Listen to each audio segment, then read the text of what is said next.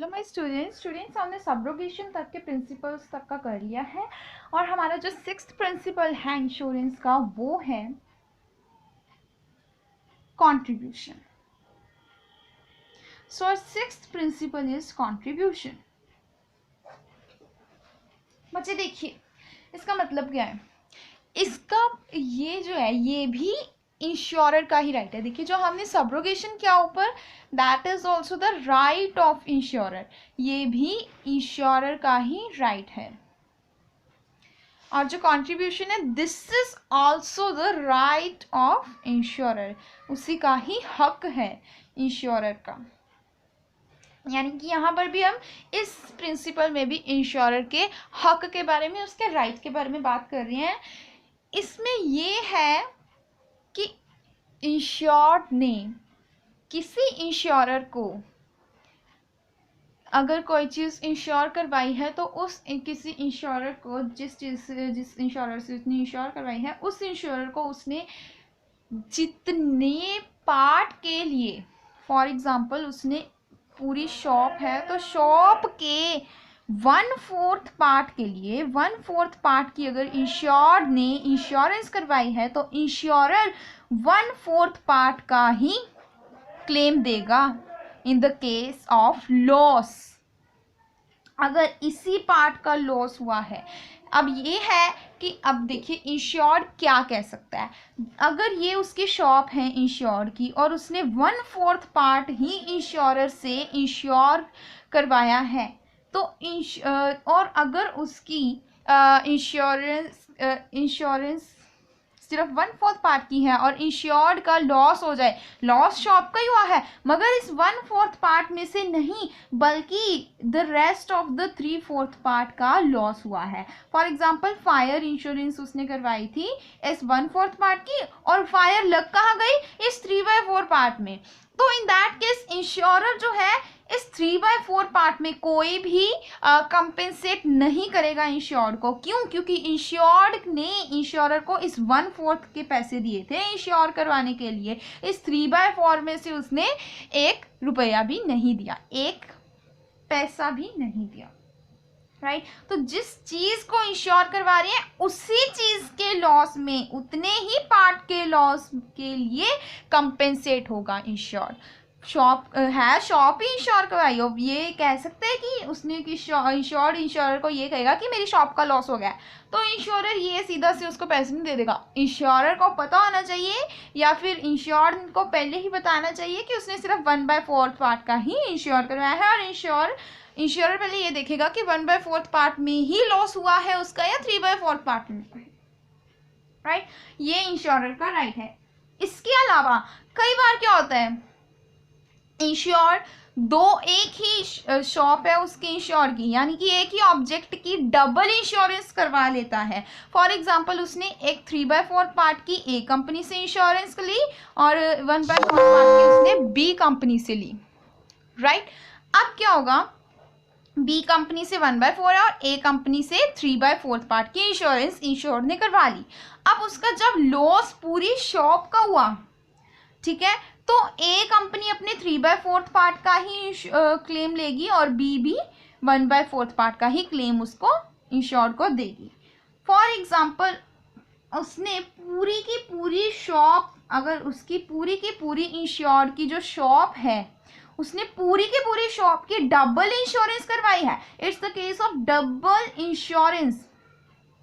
अब अगर उसने डबल इंश्योरेंस करवाई है पूरी की पूरी शॉप की ए से भी एक इंश्योरर से भी और बी इंश्योरर से भी तो इन दैट केस अगर उसकी शॉप का लॉस हो जाता है तो इसका मतलब ये नहीं है कि इंश्योर्ड पहले ए के पास यहाँ पर इंश्योर्ड है और इंश्योर्ड की शॉप का कुछ किसी भी कारण से अगर लॉस हो जाता है फायर इंश्योरेंस अगर करवाई है तो फायर के कारण हो जाता है.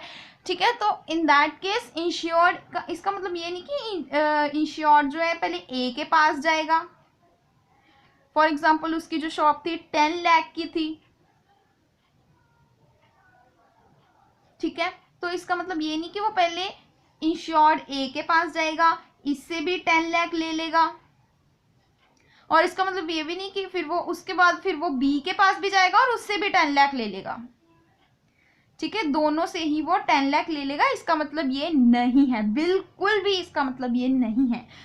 क्योंकि रूल के अकॉर्डिंगली अगर किसी भी सेम ऑब्जेक्ट की डबल इंश्योरेंस होती है तो दोनों ही इंश्योरर को हाफ पार्ट इंश्योरर का क्लेम देना चाहिए इंश्योर्ड को। अगर उसका 10 लाख का लॉस हो रहा है, इसके 10 लाख की भरपाई भी होगी और इनका हाफ पार्ट मिलेगा। अब इसने इस केस में इसका मतलब ये बिल्कुल भी नहीं है कि वो दोनों के पास जाएगा। इसका मतलब क्या है कि ये देखिए, ये शॉप है उसकी, ठीक है, और यहाँ पर इंश्योर्ड है, ये ए है कंपनी और ये बी कंपनी है। डबल इंश्योरेंस का केस है, केस ऑफ डबल इंश्योरेंस।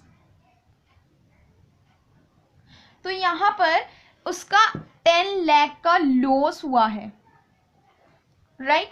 तो यहाँ पर क्या होगा, रूल के अकॉर्डिंगली क्या है, ए इंश्योरर इसको 5 लाख देगा और बी इंश्योरर भी इसको 5 लाख ही देगा, राइट। ताकि इससे क्या है, अब देखिए अगर इंश्योरेंस हमने किसी चीज़ की करवाई है और हमारा उस चीज़ का लॉस हो भी गया है तो इंश्योर्ड जो है वो इंश्योरर से क्लेम लेता है तो इंश्योरर का जो है, इंश्योर्ड का तो लॉस की भरपाई हो जाती है, मगर जो इंश्योरर होता है उसका थोड़ा बहुत लॉस हो जाता है। फॉर एग्जांपल उसने प्रीमियम 10,000 का दिया होता है इंश्योर्ड ने इंश्योरर को, बट अगर उसका लॉस 40,000 का हो जाता है तो इंश्योरर को 40,000 भरने पड़ते हैं 10,000 की जगह से, अगर लॉस हो जाए तो। इस तरह करने से इंश्योर्ड जो है उसका तो लॉस बच जाता है मगर इंश्योरर का लॉस हो जाता है। तो यहाँ पर इसी तरह यहाँ पर डबल इंश्योरेंस के केस में दोनों ही इंश्योरर का नुकसान हो रहा है और अकेले इंश्योर्ड को डबल बेनिफिट हो रहा है। क्यों? क्योंकि इसके पास 20 लाख आ रहे हैं, 10 lakh from A insurer and 10 lakh from B insurer. तो इसका डबल बेनिफिट ना हो, इसका पार्ट का सिंगल बेनिफिट मिले, इसको भी बेनिफिट मिले और इसको भी बेनिफिट मिले, इसलिए ये रूल बनाया गया है ताकि ए और बी इंश्योरर्स जो हैं या फिर दूसरे इंश्योरर्स जो हैं वो एक्सप्लॉइट ना हो। तो रूल क्या है कि in the case of double insurance of the same object, तो in that case both the insurers contribute 50-50। इस तरह से इंश्योर्ड के लॉस की भरपाई भी हो रही है, 10 लाख उसके पास आ रहे हैं, 5 लाख इधर से 5 लाख इधर से, और इनके पास भी पूरा लॉस नहीं हो रहा है बल्कि 5 लाख का इनके पास सिर्फ 10 लाख के लॉस की जगह 5 लाख का लॉस ही हो रहा है। ठीक है, आई होप आपको ये कॉन्ट्रीब्यूशन का पार्ट समझ आ गया हो। कई बार क्या होता है कि देखिए इस तरह से क्वेश्चन आ जाता है, ये शॉप है, इंश्योर्ड ने इसको इंश्योर करवाया हुआ है, ठीक है, और इसका ये 1/4 पार्ट है और इधर ये 3/4 पार्ट है। अब ये पूरा का पूरा, अब 3/4 के पार्ट की बात छोड़िए, ये पूरे के पूरी शॉप उसने इंश्योर्ड ने ए कंपनी से इंश्योर करवाई है, पूरी की पूरी शॉप, ठीक है, जबकि बी कंपनी से उसने सिर्फ 1/4 पार्ट ही इंश्योर करवाया है। तो इन दैट केस ये बी कंपनी है और ये ए कंपनी है। इन दैट केस अगर इस शॉप का किसी भी प्रकार से कोई भी लॉस होता है तो इंश्योर्ड को उसके लॉस की कंपेंसेशन जरूर मिलेगी, मगर ए जो कंपेंसेट करेगा 3/4 पार्ट में तो बी का रोल ही नहीं है ना। 3/4 पार्ट की कंपेंसेशन बी तो करेगा नहीं, ए ही करेगा। बाकी रही 1/4 पार्ट की बात, जहां पर ए ने भी इंश्योरेंस दी हुई है इंश्योर्ड को और बी भी इंश्योरर की तरह एक्ट कर रहा है यहाँ पर। इन दैट केस यहाँ पर भी डबल इंश्योरेंस वाला ही काम चलेगा, रूल चलेगा जो हमने यहाँ पर किया कि इसका जितना लॉस हुआ है, फॉर एग्जांपल यहाँ पर टोटल 5 लाख का लॉस हुआ है और इसमें सिर्फ 10 लाख का लॉस हुआ है, 10 लाख में से 5 लाख ए देगा और 5 लाख बी देगा। इसका मतलब ये नहीं है कि 10 लाख ये भी देगा और 10 लाख ये भी देगा, इसमें भी यहाँ पर डबल इंश्योरेंस और ये पूरे में से यहाँ पर डबल इंश्योरेंस और यहाँ पर ए ही भरपाई करेगा। ठीक है, आई होप आपको ये कंट्रीब्यूशन वाला पॉइंट जो है क्लियर हो गया होगा। और जो हमारा नेक्स्ट है प्रिंसिपल, दैट इज मिटिगेशन। बच्चे मिटिगेशन का मतलब होता है एक्ट ऑफ प्रूडेंस, समझदारी, टू एक्ट वाइजली, समझदारी से काम करना या एक्ट करना, ठीक है। इसका मतलब क्या है, एक्ट ऑफ प्रूडेंस, यानी कि वाइजली एक्ट करना।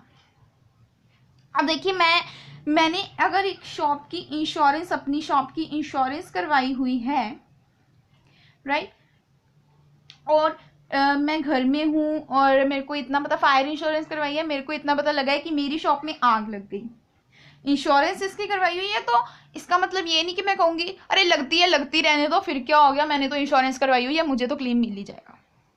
It does not mean that at all. हमें हमेशा ही ये करना, कोशिश करनी चाहिए कि जो हमारा लॉस है जल्दी से मैं वहां पर जाऊं और इस आग को बुझाने का काम करूं, ताकि जो लॉस है, जो मेरा लॉस होगा, हाँ वो कंपेंसेट जरूर होगा, मगर एक टाइम पीरियड के लिए वो लॉस तो होगा ना, तो उस टाइम पीरियड के लिए जो लॉस होगा उसे हम कम कर सके, ताकि इंश्योरर भी एक्सप्लॉइट ना हो, ठीक है।